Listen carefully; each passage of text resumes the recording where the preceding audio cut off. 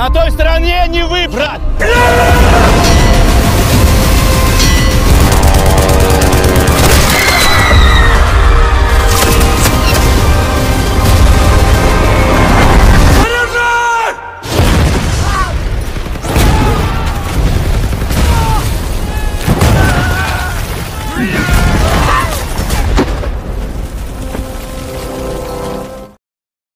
Halo Brewokers, selamat datang di Kupas. Kita ulas film asik seru. Di video kali ini saya akan mengupas alur cerita film Saving Leningrad tahun 2019 diangkat dari kisah nyata. Film ini mengisahkan sebuah pengepungan fenomenal pada masa Perang Dunia Kedua, yaitu pengepungan Leningrad pada 8 September 1941 hingga 27 Januari 1944 yang dilakukan oleh Nazi Jerman dan menjadi salah satu pengepungan serta pertempuran paling mematikan di darat maupun di laut. Sekitar 1.500.000 hingga 2 juta jiwa tewas secara mengenaskan dalam tragedi berdarah ini. Dan parahnya lagi, sebagian besar korban tewas adalah para warga sipil Uni Soviet yang tidak bersalah. Baiklah, tanpa berlama-lama langsung saja kita kupas filmnya.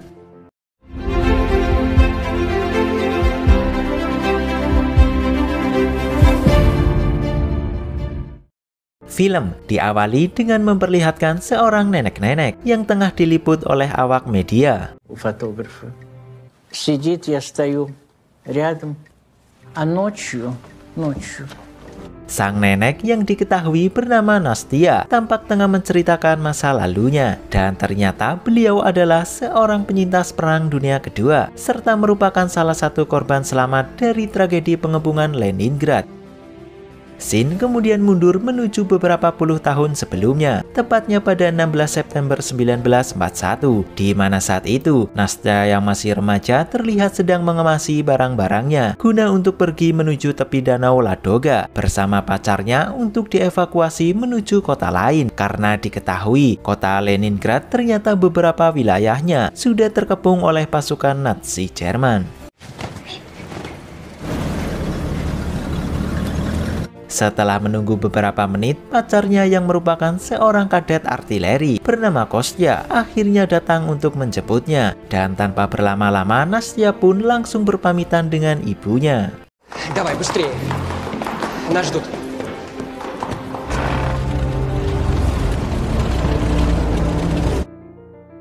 Tidak selang lama setelah Nastia pergi dari rumahnya, sang ayah dengan wajah lelahnya nampak baru saja pulang. Я отреклась от тебя только ради нее. Конечно.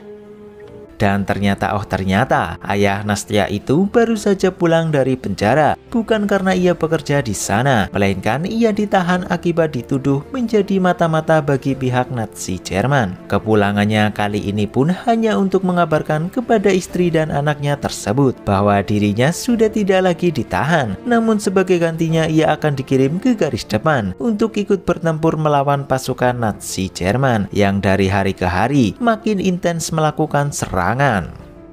Singkatnya, serangan demi serangan pun terus dilancarkan oleh pihak Nazi Jerman menuju kota Leningrad. Bahkan kini, dengan cepatnya sebagian besar wilayah kota tersebut telah terkepung. Gudang-gudang makanan pun telah porak-poranda, dan diprediksi para warga sipil di sana hanya akan bertahan selama 1 bulan saja. Meskipun sudah diambang kemenangan, para perwira Nazi Jerman tetap tidak mau gegabah. Mereka masih mewaspadai beberapa titik seperti Danau Ladoga yang bisa saja digunakan oleh pihak Uni Soviet untuk mengevakuasi para warga sipilnya. Apalagi menurut seorang informan di danau tersebut ada beberapa tongkang yang makin menguatkan dugaan bahwa pihak Uni Soviet akan melakukan evakuasi melalui Danau Ladoga tersebut.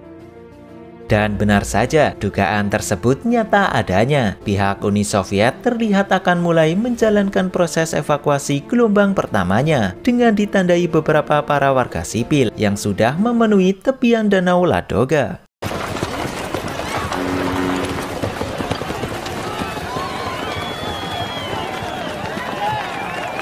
Meskipun masih terjadi perdebatan di antara para perwira Uni Soviet mengenai resiko evakuasi tersebut, sang komandan yaitu Kolonel Gorelov yang tidak lain tidak bukan adalah ayah kandung dari Kostya, tetap kekeh akan memulai evakuasi tersebut, mengingat bantuan dari luar yang selama ini terus diupayakan selalu berakhir kegagalan. Ia bahkan meminta sang kapten tongkang tersebut untuk mengangkut 1.500 orang, padahal kapasitas tongkang tersebut diketahui hanya bisa diisi 600 orang saja. Sebuah keputusan yang memang sangatlah berani dan beresiko, tapi apa boleh buat, mereka hanya dihadapkan dengan dua pilihan, yaitu diam dan mati kelaparan atau bergerak coba menyelamatkan diri, apapun resikonya.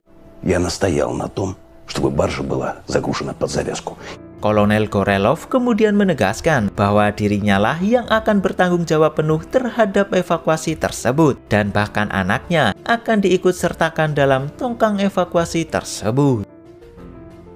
Singkatnya, evakuasi pun dimulai. Satu persatu dari mereka mulai berbaris rapi, menunggu giliran masuk ke dalam tongkang. Para taruna didahulukan, baru kemudian para warga sipil. Kostya yang melihat itu pun seketika langsung berinisiatif untuk membawa pacarnya, yaitu Nastya, agar masuk duluan dan tak ikut mengantri. Расступимся, товарищи, пропустим. У нас спецпропуск на посадку. Cara itu berhasil, Nastya dengan mudahnya bisa masuk tanpa harus mengantri, dan kini ia ditempatkan di ruangan khusus oleh Kostya. Sementara Kostya sendiri akan kembali lagi ke ruangan tersebut nanti setelah dirinya selesai berbaris bersama pasukannya. Я скоро. Tapi belum juga sampai ke barisan pasukannya, sebuah serangan kecil dari pesawat Nazi Jerman tiba-tiba menghujani tongkang tersebut.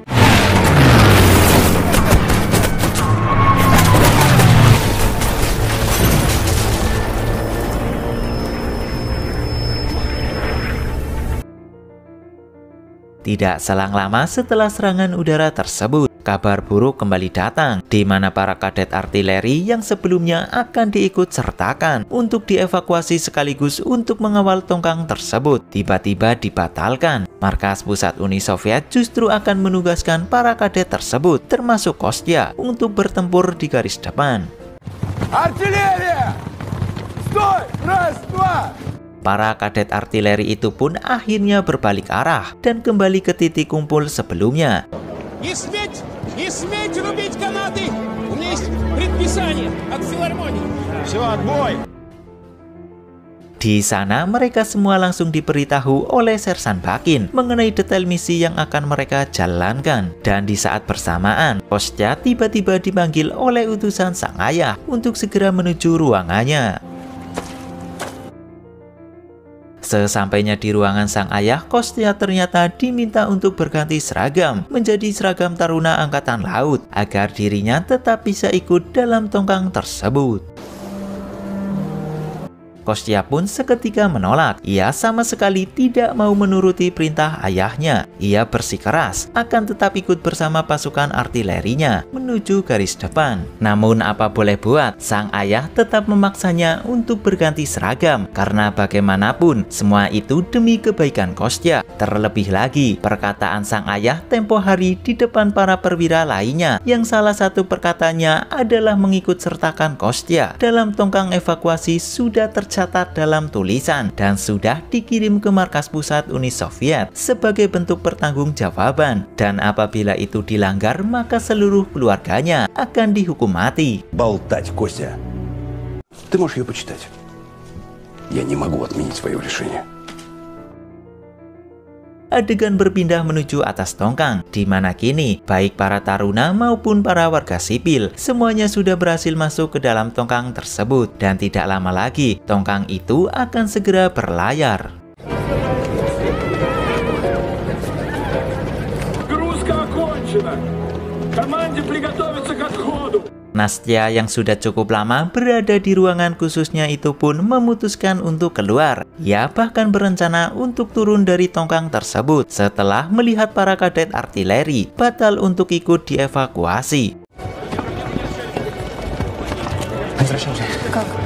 Tetapi saat sedang akan turun dari tongkang tersebut, ia tiba-tiba langsung ditahan oleh Kostya yang sudah berganti seragam menjadi taruna angkatan laut. Nastya yang melihat itu pun nampak bingung. Ia tampak juga kecewa karena kenapa bisa pacarnya justru menghindar dari tugasnya layaknya seorang pecundang. Страшного не произошло, это во-первых. Для тебя так вообще ничего не поменялось.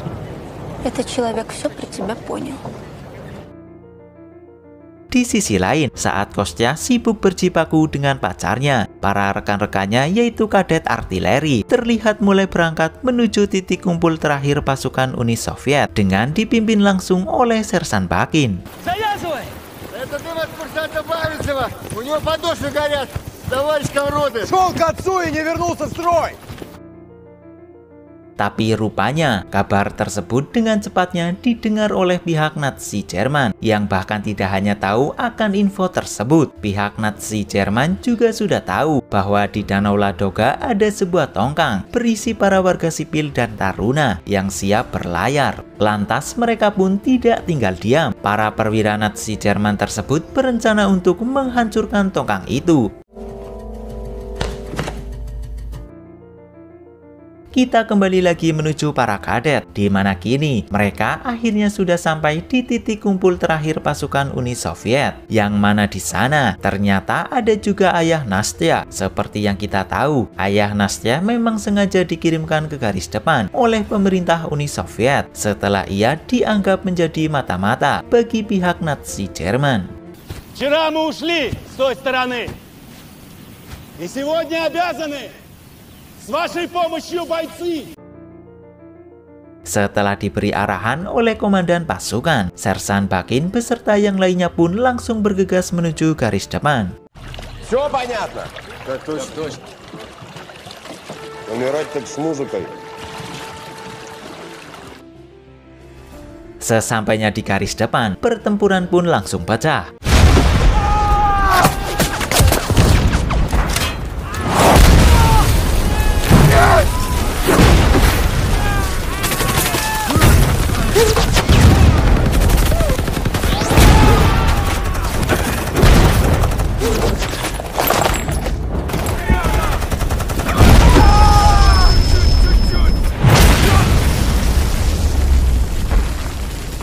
Minimnya amunisi serta pengalaman tempur dari para pasukan muda Sersan Bakin membuat mereka benar-benar dalam kesulitan. Bahkan satu persatu dari mereka tewas dengan mudahnya.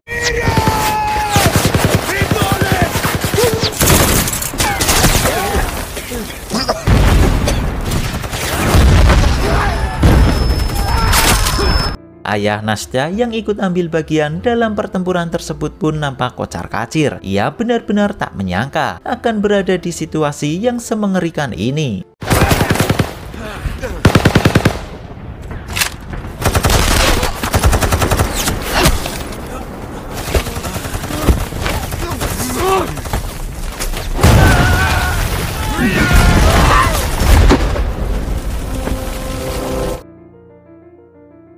Sementara itu di sisi lain, tongkang milik Uni Soviet yang mengangkut para warga sipil dan para taruna akhirnya mulai berlayar dari Danau Ladoga tersebut.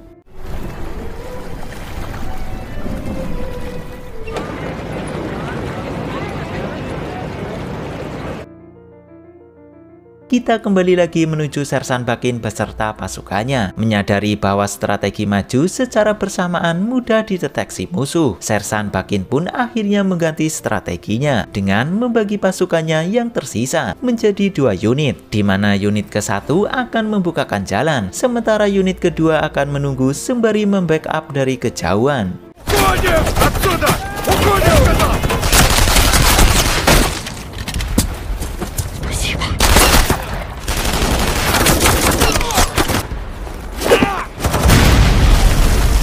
Strategi Sersan Bakin itu pun berhasil. Garis pertahanan pertama pasukan Nazi Jerman akhirnya bisa ditembus, meskipun harus dibayar mahal dengan tewasnya beberapa anak buahnya.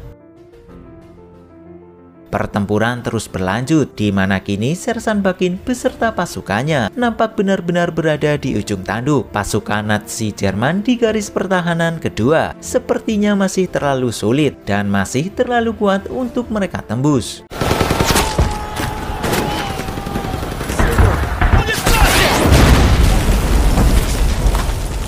Atasan Sersan Bakin yang menyadari itu pun akhirnya memerintahkan Sersan Bakin beserta beberapa anak buahnya untuk mundur guna untuk meminta bantuan serta mengevakuasi prajurit yang terluka.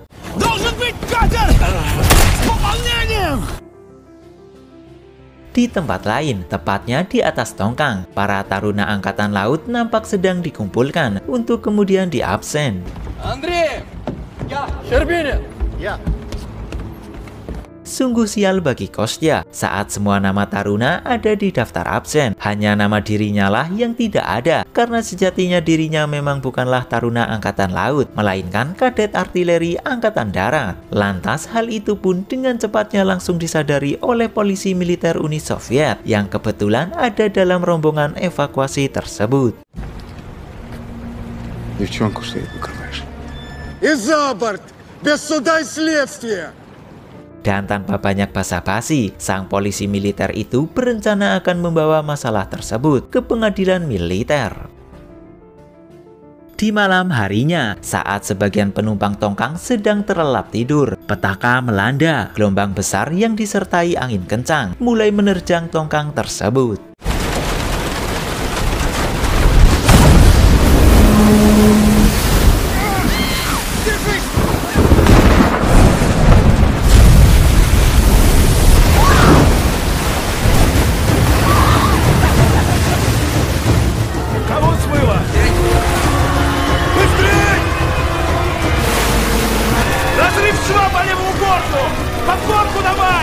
Sinyal darurat pun sudah dikirimkan ke sang kapten, dan seketika sang kapten langsung memerintahkan anak buahnya untuk memberitahukan bahwa mereka tidak akan mengubah rute dan meminta kru tongkang untuk berusaha memompa air yang masuk.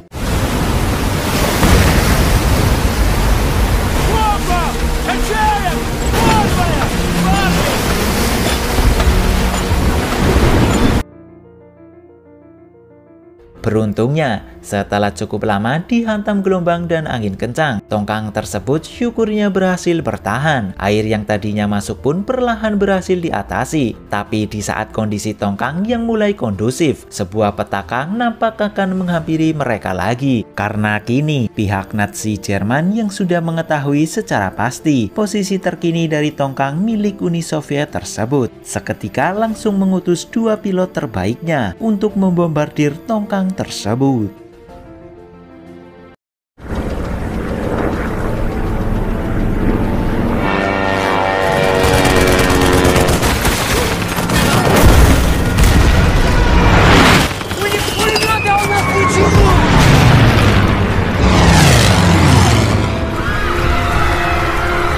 Mengerikan sekali, serangan udara tersebut mengakibatkan beberapa penumpang tongkang tewas. Kostya yang melihat itu pun tidak tinggal diam. Ia langsung meminta taruna lainnya untuk tidak takut dan segera membantunya melakukan tindakan perlawanan.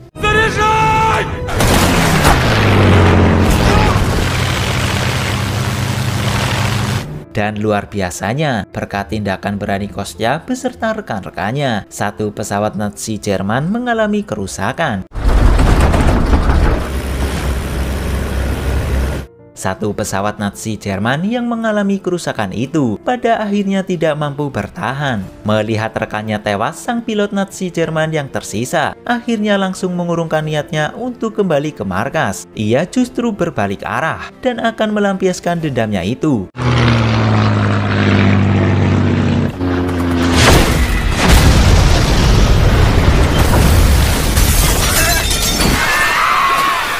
Dengan sisa-sisa amunisi yang ada, Kostya yang tidak ingin mati sia-sia akhirnya memberanikan diri untuk coba menghentikan serangan tersebut bermodalkan sebuah senapan.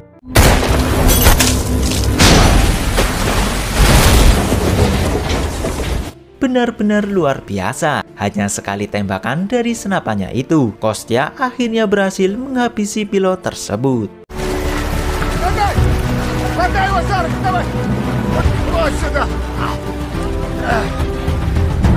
Berkat aksi heroiknya itu, penumpang tongkang tersebut pun banyak yang selamat, termasuk sang pacar, yaitu Nastya. Каждый из нас делал ежедневно все, что мог, сражаясь с врагом, спасая себя своих близких. Dan film pun rampung. Baiklah, itu dia alur cerita film Saving Leningrad. Jika kalian suka dengan video ini, silahkan tinggalkan like. Dan jangan lupa subscribe channel ini, serta nyalain notifikasinya. Saya Richie pamit, salam Brewokers.